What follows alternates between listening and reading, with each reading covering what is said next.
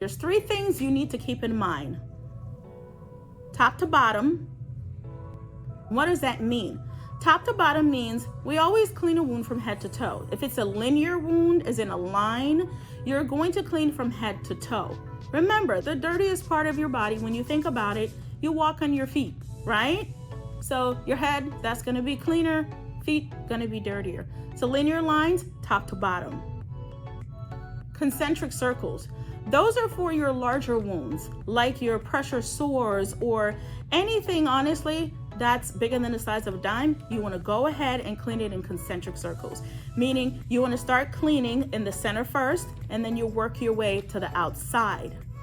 Lastly, clean to dirty.